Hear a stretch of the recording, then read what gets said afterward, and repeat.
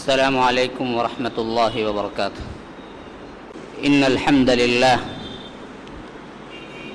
نحمده ونستعينه ونستغفره ونؤمن به ونتوكل عليه ونعوذ بالله من شرور أنفسنا ومن سيئات أعمالنا. من يهده الله فلا مضل له ومن يضلل فلا هادي له. وأشهد أن لا إله إلا الله وحده لا شريك له وأشهد أن محمدا عبده ورسوله. أما بعد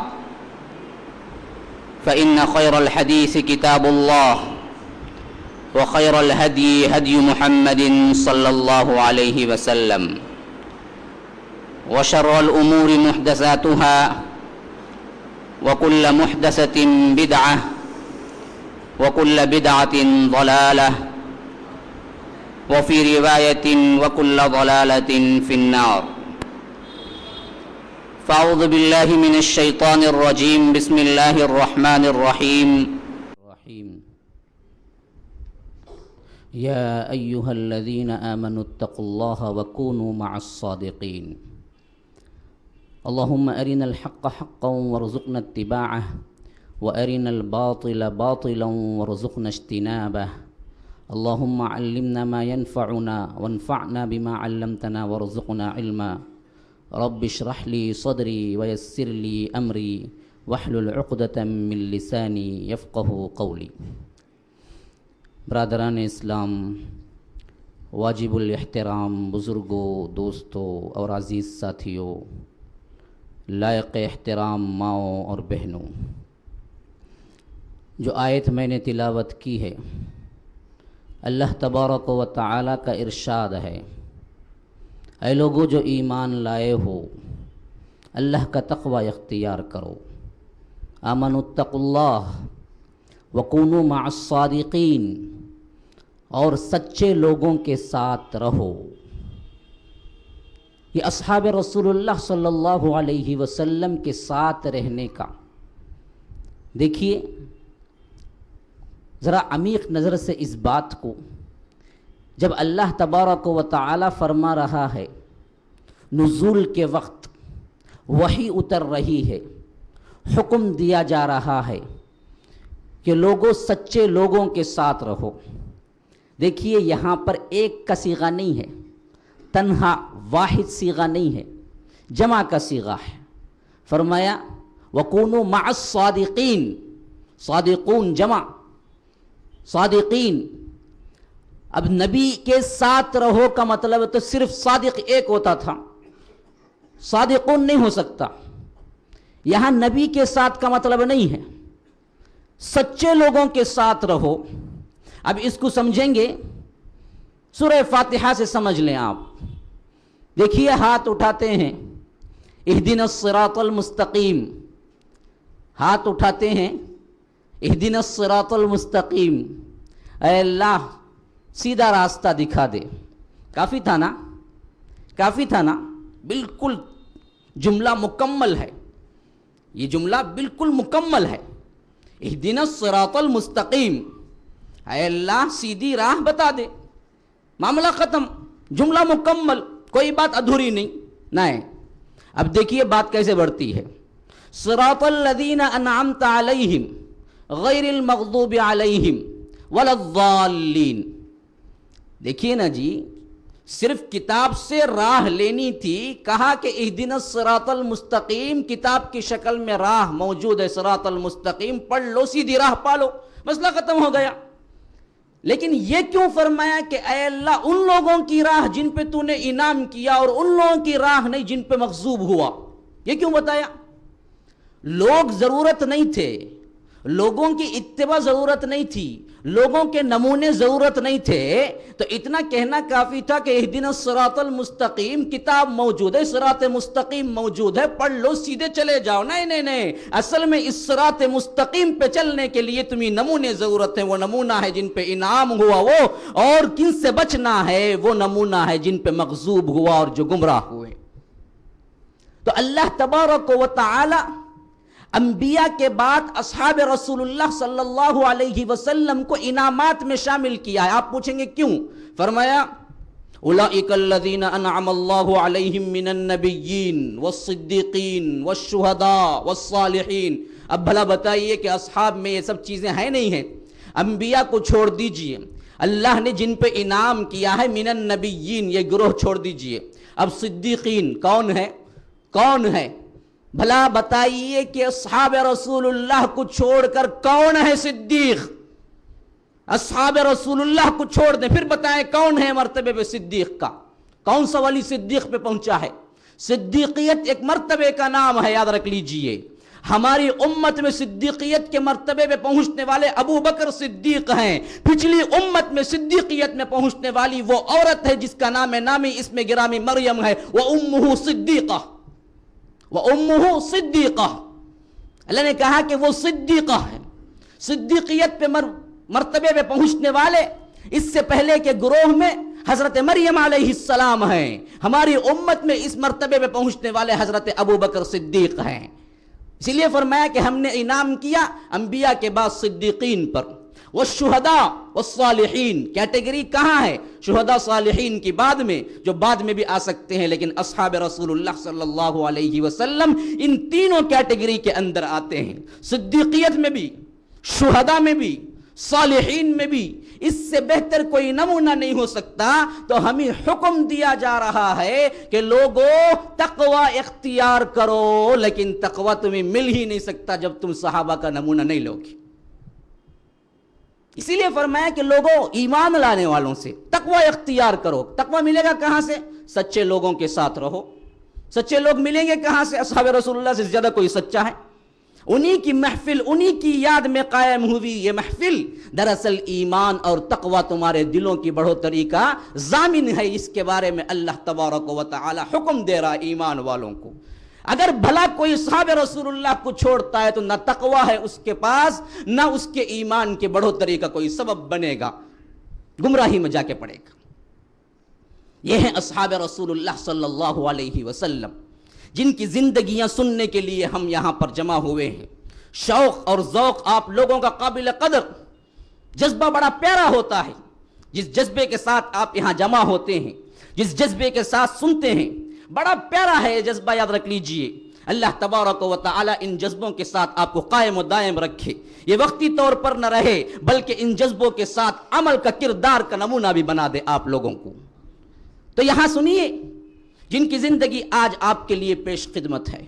بڑے ہی پیارے صحابی ہیں، بڑے ہی العزم لوگوں میں شمار ہوتے ہیں. بڑی ہی زندگی ان کی ہمارے لیے بہترین نمونہ ہے. ہماری زندگیوں کو تبدیل کر دینے کے لیے کافی ہے ان کی زندگی. کیوں؟ آج کا ماحول ہمارے لیے بڑا ہی آنکھوں کو چوکا چند کر دینے والا ہے. آنکھیں خیرہ کرنے والی چیزیں ہمارے پاس ہیں. دنیا کے تمام عیش و آرام ہیں، اور ہر نوجوان کی آج کی تمنا کیا ہے؟ ان عیش و آرام کو میں کسی نہ کسی طرح حاصل کر کے میں بھی اس سے لطف اٹھاؤں. سنیے اصحاب رسول اللہ کیسے کیسے ایمان لائے، کیسے کیسے زندگیوں کے نمونے پیش کیے ہیں. ایک مرتبہ کا واقعہ، مجلس سجی ہوئی ہے. اللہ کے رسول صلی اللہ علیہ وسلم اپنے صحابہ کے ساتھ بیٹھے ہوئے ہیں. اتنے میں ایک صحابی آ رہے ہیں. کیسے آ رہے ہیں؟ بڑے ہی خوبصورت، خندقال، بڑے ہی بہترین، ناک نقشہ برابر، بہترین اونچے، گورے چٹے. لیکن حال کیا ہے؟ تن ڈھانکنے کے لیے انہیں کپڑا میسر نہیں ہے. تن ڈھانکنے کے لیے انہیں کپڑا میسر نہیں ہے. پورا ایک ہی کپڑا ان کے پاس ہے، نہ چادر ہے نہ تہبند الگ الگ. اوپر اوڑھنے کے لیے ایک چادر، باندھنے کے لیے نیچے ایک تہبند، نہ دو کپڑے نہیں ہیں. ایک ہی پورا بدن ڈھانکنے کے لیے صرف ایک چادر. اب اس چادر کو لگانے کے لیے کوئی اور چیز نہیں ہے. جہاں ٹاکے ہوتے ہیں وہاں کانٹے ہیں، کانٹے. جہاں ٹاکے ہوتے ہیں وہاں کانٹے ہیں. کانٹے لگائے ہوئے، اپنے جسم کو چھپائے ہوئے، اس ایک چادر میں جو کم پڑ رہی ہے ان کے جسم کو چھپانے کے لیے اللہ کے رسول صلی اللہ علیہ وسلم کی خدمت میں پہنچتے ہیں. اللہ کے رسول دیکھ کے آنکھوں سے آنسو رواں ہو جاتے ہیں. اللہ کے رسول صلی اللہ علیہ وسلم اس صحابی کو دیکھ کے کہتے ہیں اصحاب رسول اللہ صلی اللہ علیہ وسلم سے، خدا کی قسم میں نے اس نوجوان کو دیکھا تھا مکے کے وادی کے اندر کہ یہ سب سے بہترین لباس پہنا کرتا تھا، سب سے بہترین عطر لگایا کرتا تھا، سب سے بہترین زیب و جمال استعمال کیا کرتا تھا، لیکن آج اللہ اور اس کے رسول کے محبت میں اس کو ٹن ڈھانکنے کا کپڑا نہیں ہے۔ آج اللہ اور اس کے رسول کی محبت میں تن ڈھانکنے کے لیے کپڑا نہیں ہے۔ جب یہ الفاظ اللہ کے رسول صلی اللہ علیہ وسلم نے کہا، اللہ کے رسول صلی اللہ علیہ وسلم کے آنکھوں سے بھی آنسو جاری ہیں، اصحاب رسول اللہ صلی اللہ علیہ وسلم کے بھی تمام کے آنسو جاری ہیں۔ اس وقت یہ صحابی بیان کرتے ہیں، اے اللہ کے رسول صلی اللہ علیہ وسلم، میں آپ کی مجلس میں قرآن سیکھنے کے لیے آیا ہوں۔ اللہ اکبر! جذبہ دیکھیے کیسے، کیا کچھ چھوڑا ہے، جن کے بارے میں اللہ کے رسول نے گارنٹی دی ہے۔ میں نے دیکھا مکے کے وادی کے اندر سب سے بہترین لباس پہننے والا، سب سے بہترین عطر لگانے والا اس نوجوان سے زیادہ کوئی اور نہیں تھا۔ وہ وہی نوجوان ہے جو تاریخ میں مصعب بن عمیر کے نام سے جانے جاتے ہیں۔ مصعب بن عمیر ان تمام لوگوں کے لیے بہترین نمونہ جو اپنی زندگی میں بڑے ہی عیش و آرام کے ساتھ رہنا چاہتے ہیں، ان نوجوانوں کے لیے سب سے بہترین نمونہ جو سمجھتے ہیں کہ اپنی نوجوانی کا دور ہم تزئین و آرائش میں گزار دیں، ہم اینک کے سامنے کھڑے ہو کے اپنی تصویر دیکھتے رہیں، جو لوگ سمجھتے ہیں کہ نوجوانی ہمارے لیے لطف لینے کی ہے۔ آئیے اس نوجوان کی سیرت کو سنیں، جو نوجوانی کے اعتبار سے نہیں بلکہ اللہ تبارک و تعالی نے ہر نعمت کے اعتبار سے اونچا کیا تھا۔ خوبصورتی میں اس سے خوبصورت کوئی اور جوان نہیں تھا، مالداری میں اس سے بڑا مالدار کوئی نہیں تھا۔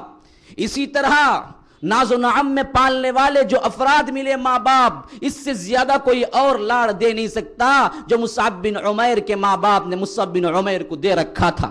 ہر طرف نعمت ہی نعمت، ناز و نعم میں پلے ہوئے، لیکن ایک مرحلہ ایسے بھی آیا اسی نوجوان کی زندگی میں کہ تن ڈھانکنے کے لیے کپڑا نہیں تھا۔ یہ کیوں ہوا تھا؟ کیسے رونما ہوا تھا؟ کس وجہ سے ہوا تھا؟ آئیے مطالعہ کرتے ہیں۔ اللہ کے رسول صلی اللہ علیہ وسلم اعلان دعوت کرتے ہیں، نبوت کے ابتدائی سال ہیں، لیکن یہ تمام انعام پانے کے باوجود بھی یہ نوجوان بڑی ہی سلیم الفطرت تھا، بڑا ہی بہترین دل لے کے آیا تھا۔ الا من اتى اللہ بقلب سلیم، قلب سلیم جو لے کے آتا ہے نا، ہمیشہ جہاں بھی حق اگر آ جائے تو انسان لپک کے آتا ہے اگر قلب سلیم ہو۔ بدبخت اگر ہے، یاد رکھ لیجئے، اللہ کے رسول صلی اللہ علیہ وسلم بھی قرآن سنا دے اس کے لیے اثر نہیں ہوتا۔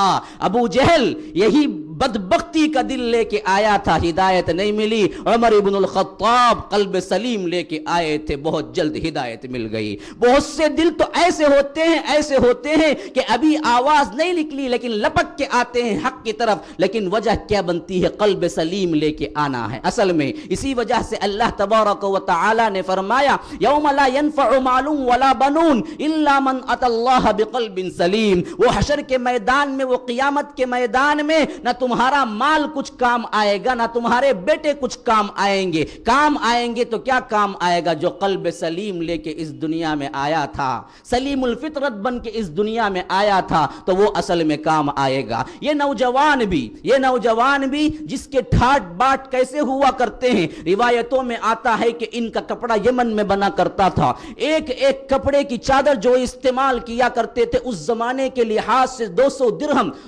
درہم جو کئی ہزاروں میں ہوتے ہیں آج کے لحاظ سے 200 درہم کا ایک کپڑا۔ روایتوں میں آتا ہے کہ ایک مرتبہ اگر وہ زندگی میں ایک مرتبہ کپڑا پہن لیتے پھر دوبارہ اس کو استعمال نہیں کرتے ہیں، دوبارہ اس کو استعمال نہیں کرتے ہیں، زندگی میں ایک مرتبہ کپڑا پہن لیتے، سب سے بہترین اور قیمتی عطر وہ استعمال کیا کرتے تھے، جہاں سے گزر جاتے بعد میں آنے والا پہچان لیتا کہ یہاں سے مصعب گزرا ہے، یہاں سے مصعب گزرا ہے، کیونکہ اس جیسا عطر کوئی اور استعمال کرنے والا نہیں تھا، اتنا قیمتی عطر کوئی اور استعمال کرنے والا نہیں تھا۔ عورتیں آہیں بہا کرتی تھی انہیں دیکھ کر، ایسا نوجوان جب حق کی آواز کو سنتا ہے، اللہ تبارک و تعالی کی وحدانیت کو سنتا ہے، لا الہ الا اللہ کے کلمے کو سنتا ہے، یاد رکھ لیجئے اس کی دل کی دنیا بدل جاتی ہے، سب کچھ چھوڑ دیتا ہے، اللہ کے رسول صلی اللہ علیہ وسلم پہ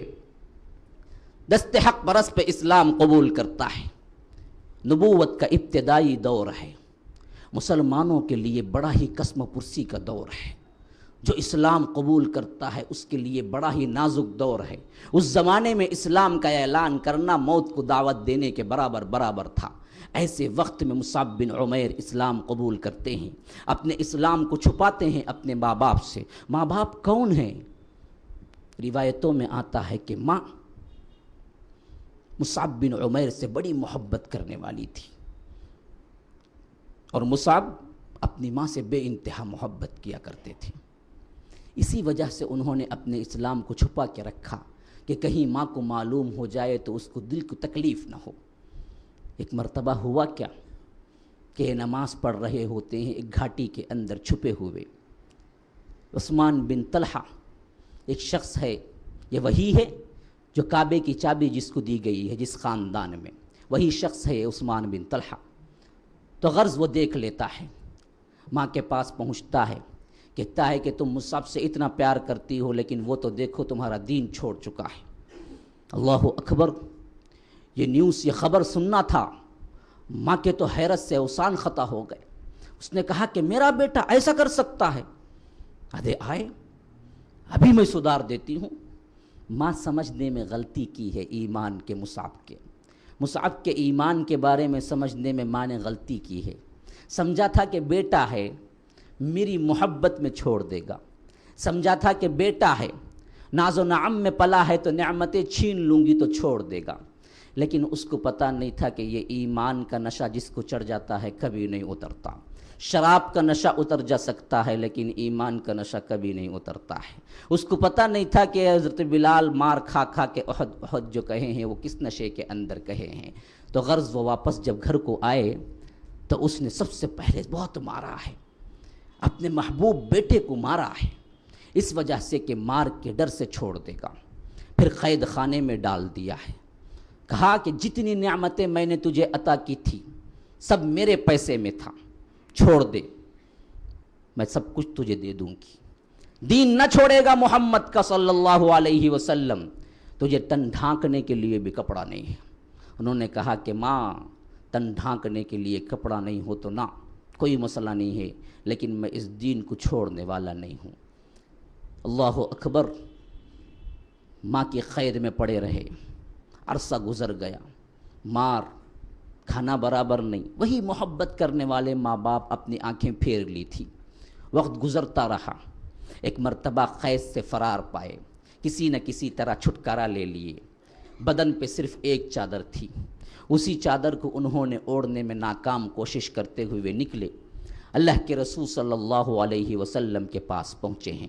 کون سا نوجوان ہے جنہوں نے اپنی زندگی میں بہترین عیش و آرام کے ساتھ گزارا تھا؟ کیا ہم اسلام کے لیے آرام چھوڑنا پسند کریں گے؟ وہ نوجوان جو اپنی زندگی کا بیشتر حصہ اپنے بناؤ سنگار میں گزارتا ہے۔ آج فیشن کے نام پہ کیا کچھ نہیں ہو رہا ہے، فیشن کے نام پہ ہم عورتوں کا نام نہیں لیتے، یہ تو کیا ہے اس حد سے بڑی ہوئی ہیں کہ ان کا نام لوں، لیکن یاد رکھ لیجئے مرد بھی اس سے کم نہیں ہیں۔ کتنے ہیں جو نوجوان اپنی تزیین و آرائش میں وقت گزارتے ہیں، سوچتے ہیں کہ میں فلاں کریم استعمال کروں، فلاں معاملہ استعمال کروں، فلاں ایسا کروں کہ خوبصورت بن جاؤں۔ ہاں، کتنے فیشن کے استعمال کے لیے، کتنے ہیں جو اپنی تزیین و آرائش میں کتنا وقت گزارتے ہیں۔ میں پوچھتا ہوں کیا مصعب بن عمیر سے بھی زیادہ پیسے والے ہو؟ میں پوچھتا ہوں کیا مصعب بن عمیر سے بھی زیادہ خوبصورت ہو؟ میں پوچھتا ہوں کیا مصعب بن عمیر سے بھی زیادہ عمدہ کپڑا پہننے والے ہو؟ میں پوچھتا ہوں کیا مصعب بن عمیر سے بھی زیادہ عمدہ عطر لگانے والے ہو؟ ارے اللہ کے لیے سوچو کہ مصعب بن عمیر کی یہ زندگی کیوں بدلی ہے؟ کس کے لیے انہوں نے قربانی دی ہے؟ کیا نمونہ پیش کیا ہے؟ کس کے لیے دعوت دی جا رہی ہے؟ مسلمانوں، سب سے اہم یہ توحید کا کلمہ ہے، یہ توحید کی دعوت ہے۔ جب تک یہ توحید مصعب بن عمیر کو نہیں ملی تھی، وہ بھی ناز و نعم میں پلنے والا ایک نوجوان تھا، عشرت کے اندر پلنے والا ایک نوجوان تھا، آرام طلب ایک نوجوان تھا، تزیین و آرائش میں اپنا وقت صرف کرنے والا ایک نوجوان تھا، لیکن یہ توحید ملی ہے، یہ توحید کی عظمت ہے، یہ توحید لا الہ الا اللہ محمد الرسول اللہ کی دعوت ہے۔ جب ملی مصعب بن عمیر کو، یاد رکھ لیجئے وہی عیش و آرام سے نکل کے کہاں پہنچے؟ ایک کپڑا تن ڈھانکنے کے لیے نہیں ہے، آنسو بہاتے ہوئے اپنی ماں سے التجا کرتے ہیں کہ ماں 2 چادر مجھے دے دو، 2 چادر، کیونکہ مجھے سطر چھپانے کے لیے ایک چادر بس نہیں آ رہی ہے۔ تو ماں کہتی ہے کہ خدا کی قسم میں ایک چادر بھی دینے والی نہیں تھی، لیکن رحم آڑے آ گیا تو میں نے ایک چادر دے دی، لیکن خدا کی قسم اس سے زیادہ تجھے کچھ نہ دوں گی۔ وہی چادر لے کے واپس نکلتے ہیں گھر سے، اسی چادر کو 2 کرتے ہیں، پھر ایک اوپر اوڑھتے ہیں، ایک نیچے باندھنے کی کوشش کرتے ہیں، لیکن سطر کے لیے جگہ جو ہے وہ کم پڑ جاتا ہے، کپڑا چھوٹا، سطر نہیں ہے، چھپتا نہیں ہے پورا سطر۔ ایسی حالت میں اللہ کے رسول صلی اللہ علیہ وسلم کے پاس آتے ہیں، کہتے ہیں کہ اے اللہ کے رسول صلی اللہ علیہ وسلم، میں آپ کی حاضری، آپ کی مجلس میں بیٹھ کے کیا سیکھنا چاہتا ہوں؟ قرآن سیکھنا چاہتا ہوں، کلام اللہ سیکھنا چاہتا ہوں۔ عیش و آرام کو چھوڑا، عشرت گدے کو چھوڑا، عطر کو چھوڑا، بستر کو چھوڑا، کپڑوں کو چھوڑا، ہر کوئی چیز کو دنیا کی لات مار کے آیا ہے، لیکن ذرہ برابر افسوس نہیں ہے، ذرہ برابر غم نہیں ہے، ذرہ برابر غم و اندوہ کی کیفیت نہیں ہے، بڑے خوش ہیں گویا کہ دولت مل گئی ہے۔ ہاں، یہ دولت ایمان اتنی بلند ہے، اگر وہ صحیح معنوں میں کوئی جان لیتا ہے، صحیح معنوں میں اس کا ذائقہ چکھ لیتا ہے، تو پھر کہتا ہے کہ دنیا کی ہر نعمت میرے لیے حیج ہے، کوئی حیثیت نہیں رکھتی اس دنیا کی نعمتیں۔ اس اسلام کے مقابلے میں مسلمانوں، اللہ کے لیے سوچو، یہی اسلام آج بھی آپ مانے ہوئے ہیں، یہی کلمہ توحید کہہ رہے ہیں، لیکن اس کے لیے کیا قربانیاں دی ہیں؟ کتنی قربانیاں دی ہیں؟ کتنا آرام تش دیا ہے؟ کتنے عیش و آرام کی چیزیں چھوڑے ہیں؟ نہیں، تو پھر مصعب بن عمیر آپ کو دعوت دے رہے ہیں کہ میں بھی ایسا ہی کھلنڈرا نوجوان تھا، لیکن یہ توحید نے مجھے بدلا کے رکھ دیا ہے۔ اللہ کے رسول صلی اللہ علیہ وسلم کے پاس پہنچتے ہیں، سیکھنا شروع کرتے ہیں، حتیٰ کہ سب سے بہترین قرآن پڑھنے والوں میں شامل ہو جاتے ہیں، داعی اسلام بن جاتے ہیں۔ جب مدینے کے لوگ آتے ہیں اللہ کے رسول صلی اللہ علیہ وسلم، اس وقت داعی اسلام کی حیثیت سے اللہ کے رسول مصعب بن عمیر ہی کو بھیجتے ہیں۔ اسی اسنا میں سن لیجئے، اس سے پہلے کے واقعات، 5 نبوت میں اللہ کے رسول صلی اللہ علیہ وسلم کہتے ہیں کہ اب تو کیا ہے، عبادت کرنے بھی یہ مشرکین مکہ نہیں دیتے۔ مسلمانوں، اگر تم سے ہو سکے تو تم حبشہ ہجرت کر جاؤ، 12 مرد 4 عورتیں، قافلہ نکلتا ہے حبش کی طرف، اس میں بھی حضرت مصعب بن عمیر شامل ہیں۔ پہنچتے ہیں وہاں پر کچھ سکھ کا سانس لیتے ہیں، لیکن ایک عجیب واقعہ رونما ہوتا ہے۔ واقعہ یہ ہوتا ہے کہ خبر سنتے ہیں حبش کے اندر کہ لوگ مکہ جو تھے وہ مسلمان ہو چکے ہیں، مکے کے لوگ مسلمان ہو گئے۔ یا دوسری خبر یوں پہنچتی ہے کہ مکے کے لوگ تکلیفیں دینا چھوڑ دیے اللہ کے رسول کو، تو 2 لوگ یہاں رہتے ہیں، وہ سمجھتے ہیں کہ اب مکے سے دور کیوں رہیں جبکہ مکے کے لوگ خود ہی مسلمان ہو گئے، اس وجہ سے وہاں سے نکل جاتے ہیں۔ اصل واقعہ کیا ہوتا ہے؟ نہ مکے کے لوگ مسلمان ہوتے ہیں، نہ مکے کے لوگ اللہ کے رسول کو تکلیف دینا چھوڑتے ہیں۔ اصل واقعہ یوں ہوتا ہے کہ ایک مرتبہ اللہ کے رسول حرم میں موجود ہیں۔ اللہ کے رسول صلی اللہ علیہ وسلم جب بھی حرم میں آتے ہیں، عام معمول یہ ہوا کرتا ہے کہ اللہ کے رسول 2 رکعت نفل نماز پڑھتے ہیں، اور اس رکعت میں قرآن بلند آواز سے پڑھا کرتے ہیں۔ مشرکین مکہ کے لیے سب سے کٹھن دور وہی ہوتا ہے، روک بھی نہیں سکتے، سن بھی نہیں سکتے، سننا ان کے لیے بڑا دشوار ہوتا ہے قرآن کو سننا۔ لا تسمعوا لهذا القرآن، ان کا اپنا قول نقل ہوا ہے قرآن میں، وہ کہا کرتے تھے آپس میں کہ قرآن کو مت سنو۔ اگر کبھی سننا بھی پڑ جائے، وَالْغَوْ فِيهِ لَعَلَّكُمْ تَغْلِبُونَ، شور مچاؤ اتنا کہ قرآن کی آواز دب جائے۔ قرآن جہاں چلتا ہے، قرآن جہاں تلاوت ہوتی ہے، بڑے ادب کا مقام ہے، یاد رکھ لیجئے، وہاں پر شور نہیں کرنا چاہیے۔ ہاں، ہمارا کردار اس معاملے میں بڑا ہی بدترین نمونہ پیش کرتا ہے۔ قرآن ہو لیکن اپنی باتیں آپ جاری، اپنے کام آپ جاری، آوازیں بلند۔ اللہ تبارک و تعالی نے اس سے روکا ہے، وَإِذَا قَرَأْتَ الْقُرْآنَ فَاسْتَمِعُوا لَهُ وَأَنصِتُوا، غور سے بھی سنو، خاموش بھی رہو۔ ہاں، یہ مشرکین مکہ کا کردار ہے کہ کلام اگر اللہ تبارک و تعالی کا پڑھا جائے تو بلند آواز سے باتیں کریں۔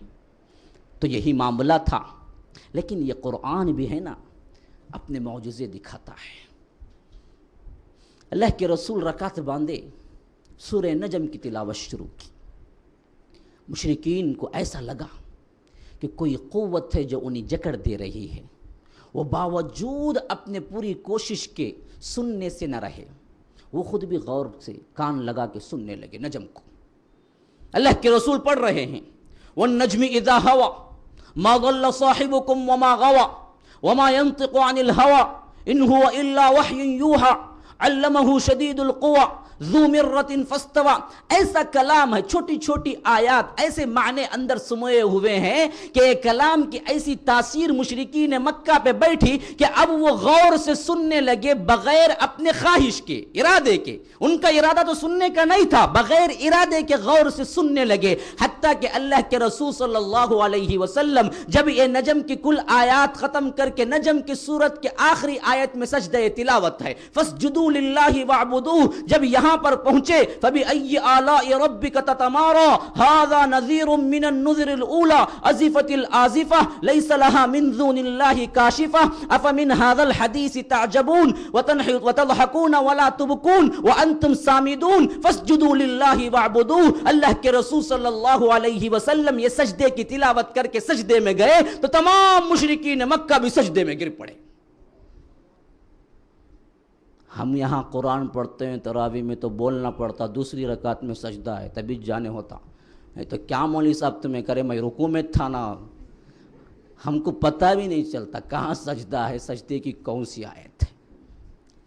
غور کرنے کا مقام دیکھیے، ذرا تو سوچ کے تو دیکھیے۔ مسلمانوں کے قرآن سے تعلق کا یہ حال کہ انہیں سجدے کی آیت پتہ نہیں، مشرکین کا یہ حال کہ وہ جانتے ہیں سجدے کی کون سی آیت ہے۔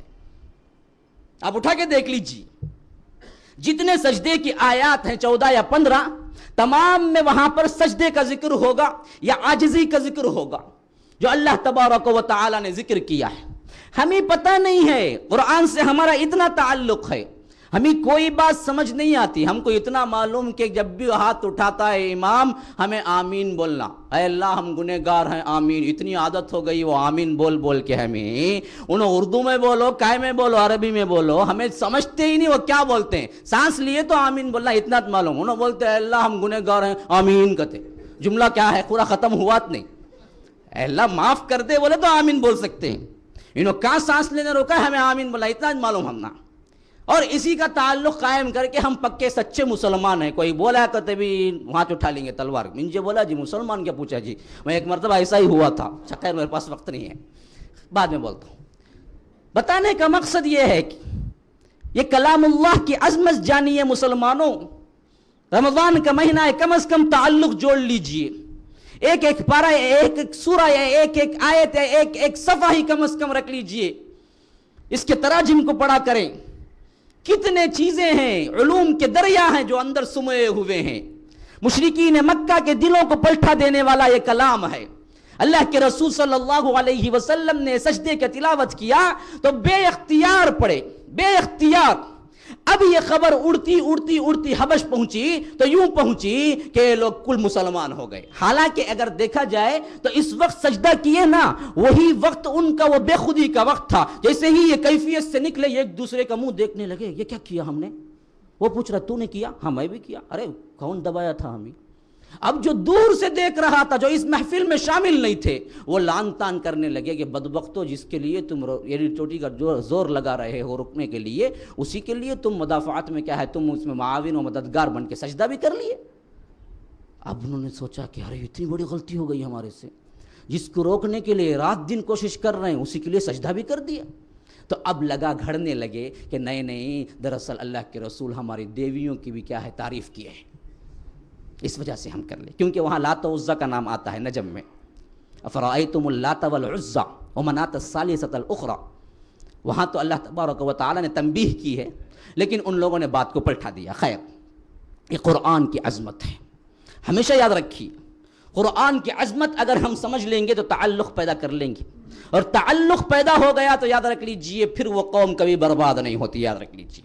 آج ہمارے پوری بربادی کا واحد کاز کیا ہے؟ کتاب و سنت کو ہم نے چھوڑ دیا ہے، کلام اللہ کو ہم نے چھوڑ دیا بس، ورنہ یہ کلام اللہ سے تمسک اختیار کرنے والا کوئی ایک فرد اللہ تبارک و تعالی کے نزدیک ذلیل نہیں ہوتا۔ قوم اگر پورے کے پورے اگر مل کے تھام لیں گے تو وہ قوم ذلیل نہیں ہوتی۔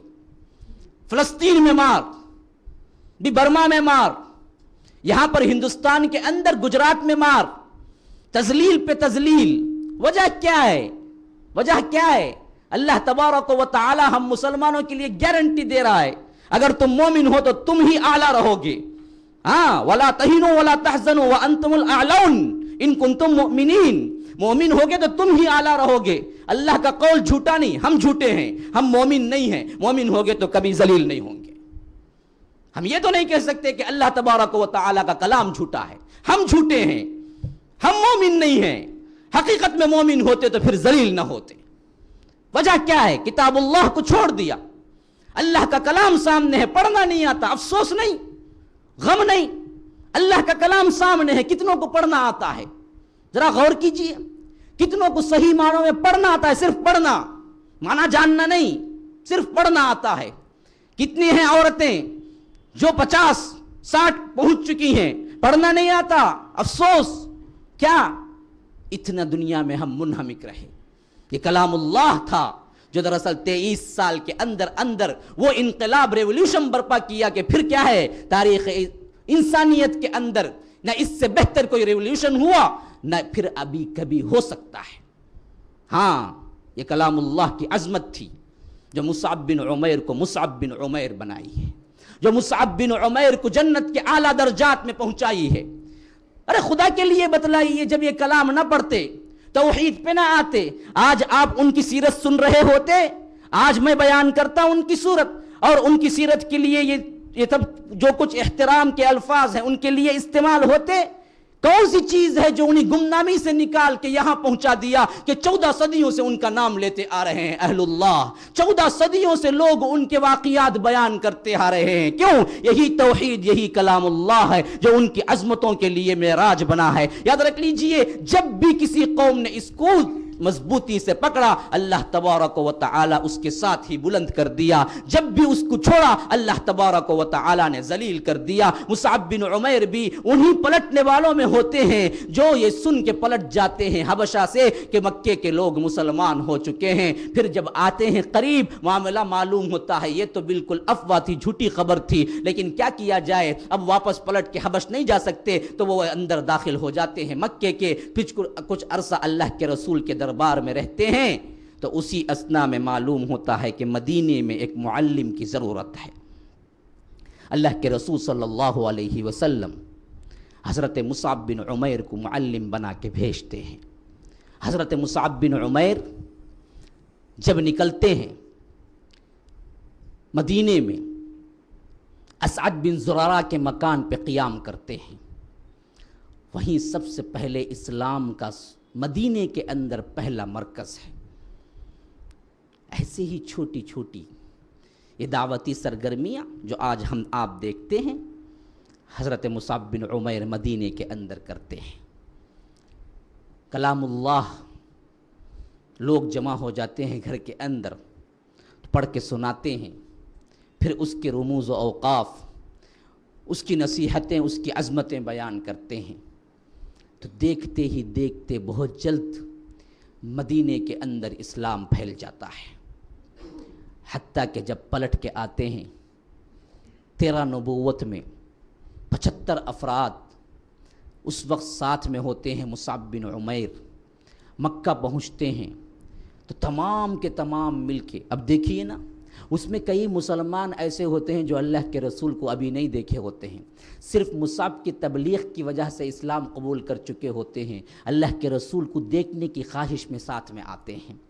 جب اللہ کے رسول کو بالمشافہ دیکھ لیتے ہیں، ان کی توحید کے اندر عشق و محبت کا جو معاملہ ہوتا ہے وہ تو کچھ کہنے سے رہا. کہتے ہیں کہ اللہ کے رسول آپ ہمارے ساتھ آ جائیے، ہم حفاظت کریں گے جس طرح اپنے بیٹوں اور اپنے نفسوں کی حفاظت کرتے ہیں. اللہ کے رسول وعدہ لے لیتے ہیں. اسی اثناء میں وہ واقعہ ہے تو ان کی ماں کو پتہ چلتا ہے مصعب بن عمیر کہ مصعب آیا ہوا ہے. وہ ماں جو 2-3 گھنٹے دیکھے بغیر مصعب کو نہیں رہ سکتی تھی. ہاں، اتنی محبت کرنے والی ماں تھی مصعب سے، لیکن مصعب نکل کے کئی سال ہو چکے تھے. ان کا بھی دل تڑپتا ہوگا نا، دل ہو تو تڑپے گا، محبت ہوگی تو جاگے گی.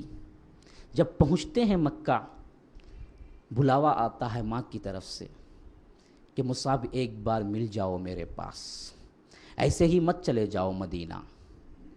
ماں کی دعوت پہ آ جاتے ہیں. برسوں کے بچھڑے ہوئے ماں اور بیٹے ملتے ہیں.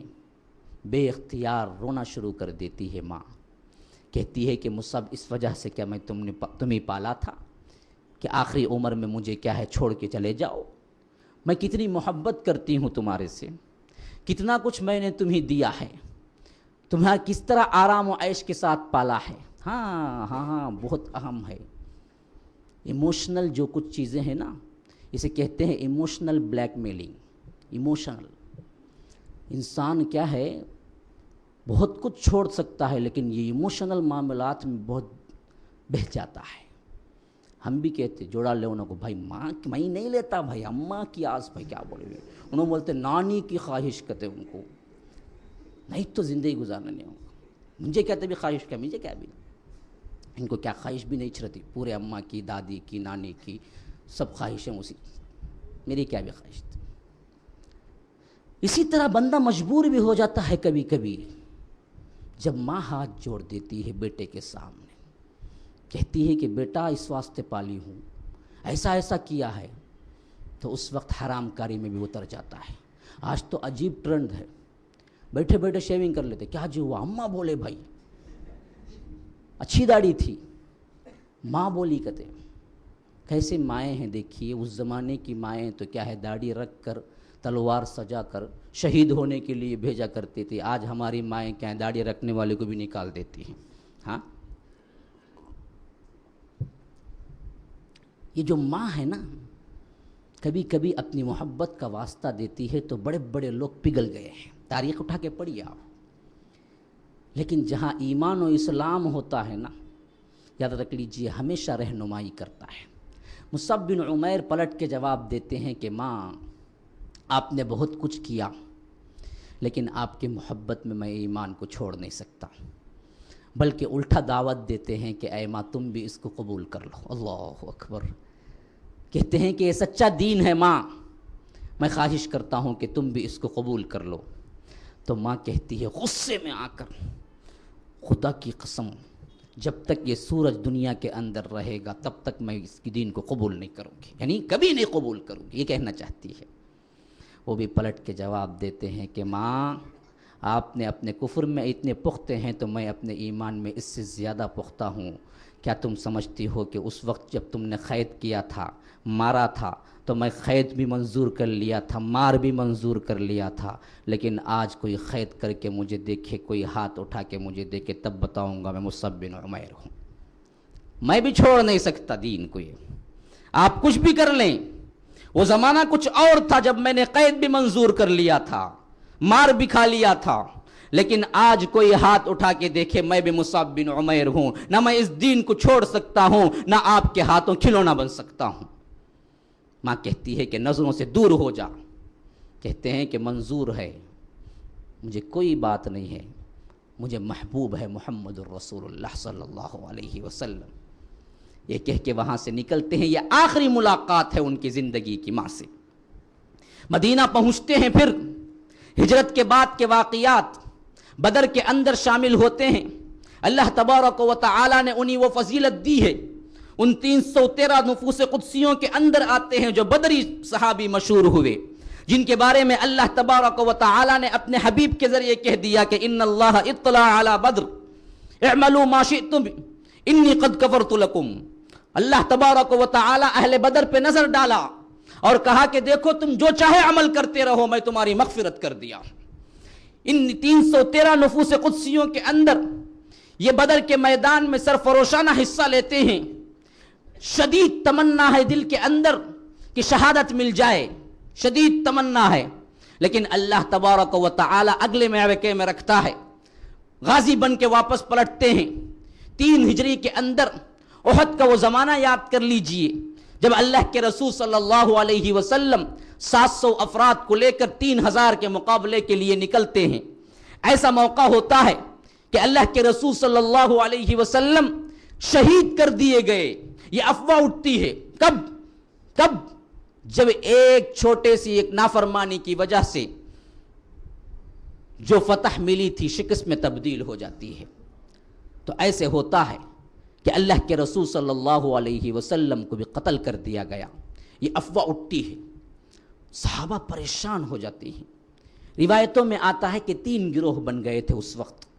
صحابہ کا ایک گروہ کہتا ہے کہ اب کیا کیا جائے، اللہ کے رسول صلی اللہ علیہ وسلم شہید ہو گئے ہیں، اس وجہ سے کیا ہے تلوار پھینک کے مدینے کی راہ لیتا ہے. ایک صحابہ کا گروہ کہتا ہے کہ مصعب بن عمیر اسی کے اندر ہیں.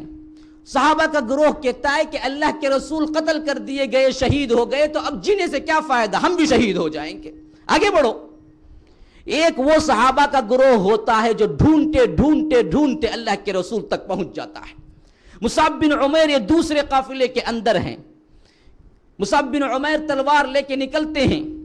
بعض روایات میں آتا ہے انس بن نضر جو ہیں صحابی، وہ بھی اسی گروہ کے اندر ہوتے ہیں.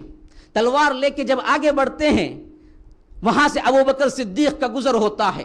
وادی کی طرف اشارہ کر کے کہتے ہیں کہ خدا کی قسم یہاں سے مجھے جنت کی خوشبو آ رہی ہے، یہاں سے مجھے جنت کی خوشبو آ رہی ہے. پھر آگے بڑھتے ہیں حتیٰ کہ شہید ہو جاتے ہیں. مصعب بن عمیر بھی پیچھے چلتے ہیں حتیٰ کہ لوگ انہیں گھیر لیتے ہیں. ابن قمعہ یہ بدبخت ہے جو حضرت مصعب بن عمیر کو شہید کرتا ہے. سب سے پہلے علم ان کے ہاتھ میں ہے، ہاتھ پہ وار کرتا ہے تو دوسرے ہاتھ سے علم پکڑتے ہیں، ایک ہاتھ نیچے گر جاتا ہے. ابن قمعہ پھر دوسرا وار کرتا ہے، دونوں ہاتھ گر جاتے ہیں. اپنے سینے سے اس علم کو ٹھمالتے ہیں، اس جھنڈے کو سنبھالتے ہیں، حتیٰ کہ وہ پیٹ چاک کر دیتا ہے تو وہ علم کے ساتھ گرنے نہیں پاتا، آپ گر جاتے ہیں کہ آگے بڑھ کے ان کے بھائی اس کو تھام لیتے ہیں. ابو الروم بن عمیر. اللہ کے رسول صلی اللہ علیہ وسلم جب معرکہ ختم ہو جاتا ہے آگے بڑھتے ہیں، لاشوں کو دیکھتے ہوئے پہنچتے ہیں تو مصعب بن عمیر کی لاش ایک ہاتھ ادھر کا کٹا ہوا، ایک ہاتھ ادھر کا کٹا ہوا، حتیٰ کہ بدن بھی وہاں چاک کیا ہوا اور بدن پہ چھپانے کے لیے پوری چادر بھی نہیں ہے.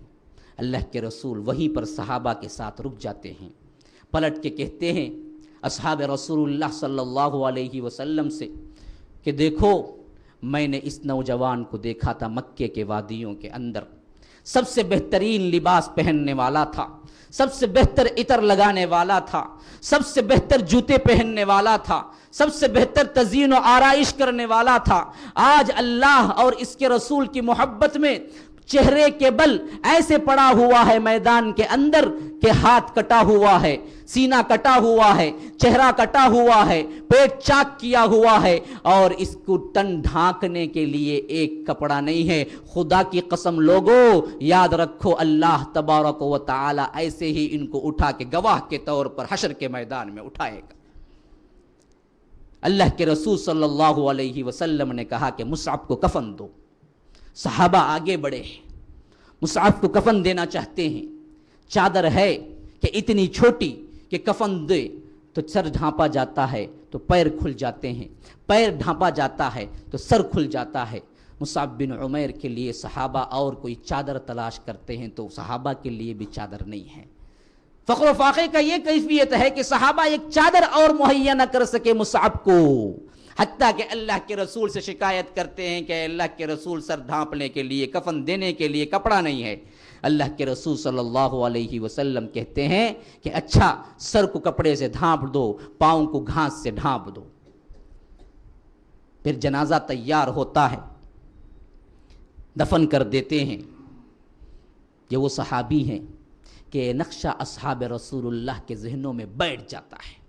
کیسی کیسی قربانیاں دی ہیں مصعب بن عمیر نے، اپنا کل عیش و آرام ترک کیا، اور آخر وفات کیسی شہادت کیسی کہ تن ڈھانکنے کے لیے کپڑا نہیں ہے.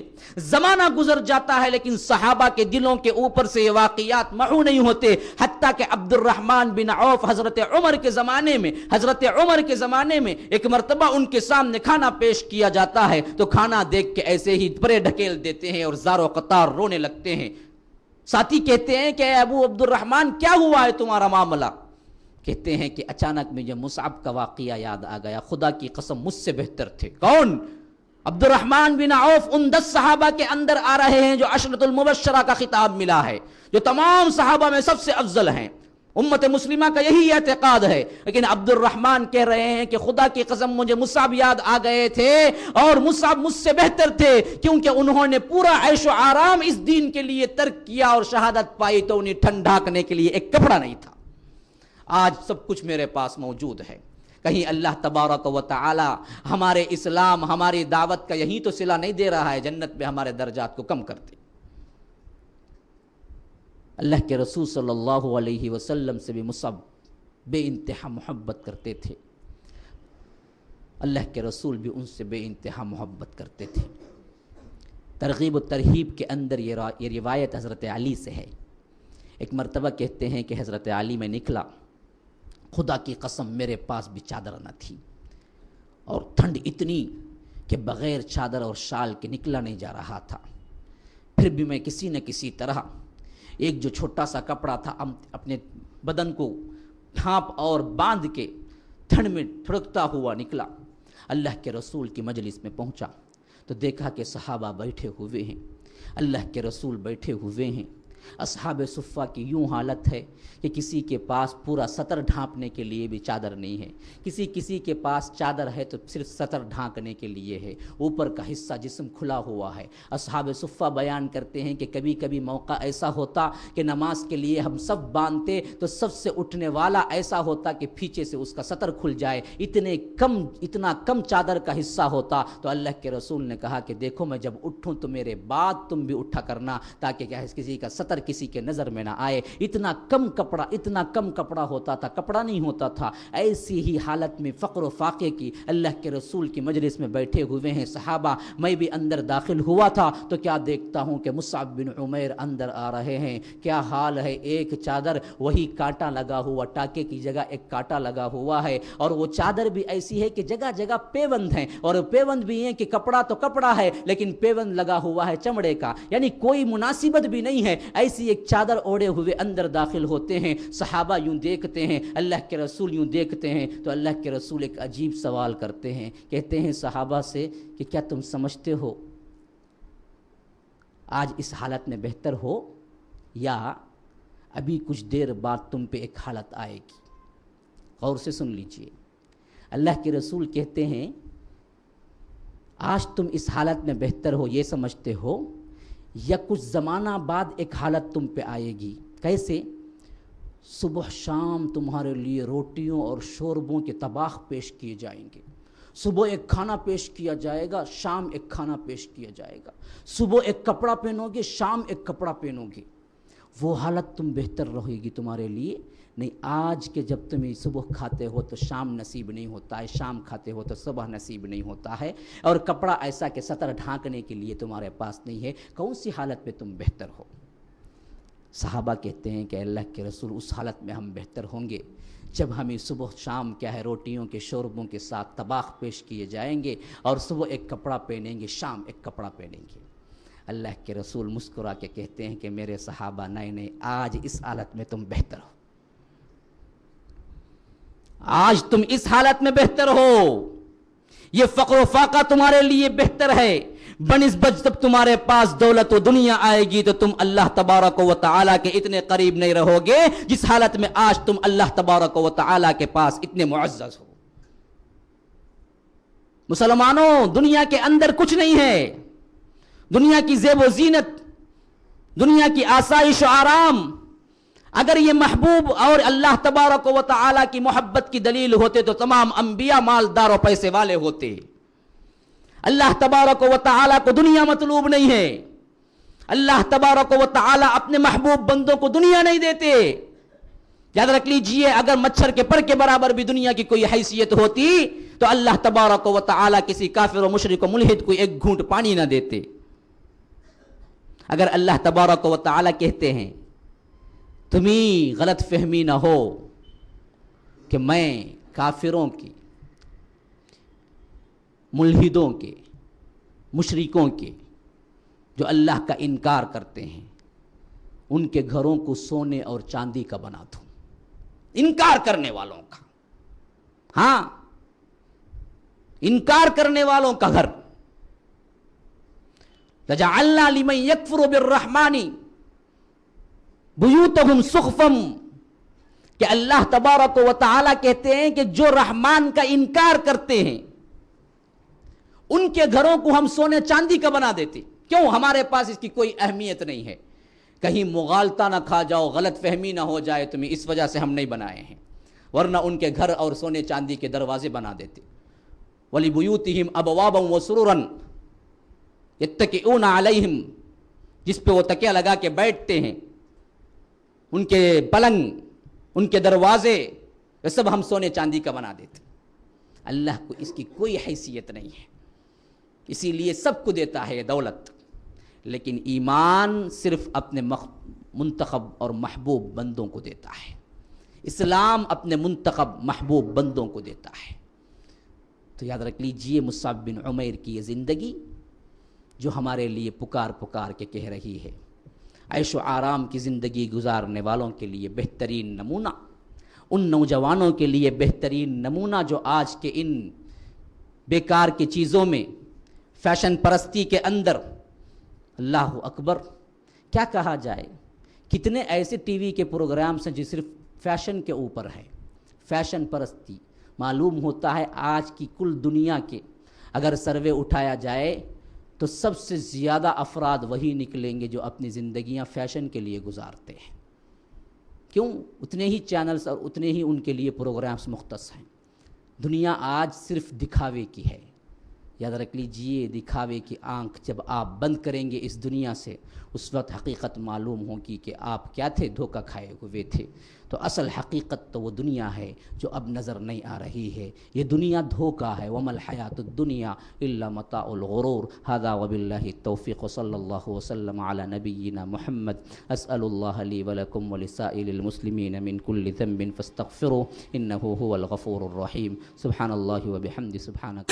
دین کی خاطر نہ کمتر فکر مالو جان کی، ان صحابہ کی محبت جزو ہے ایمان کی، رحمت للعالمین کے پاسداروں کو سلام، رحمت للعالمین کے پاسداروں کو سلام، رحمت للعالمین کے پاسداروں کو سلام، سید کونین تیرے جانثاروں کو سلام،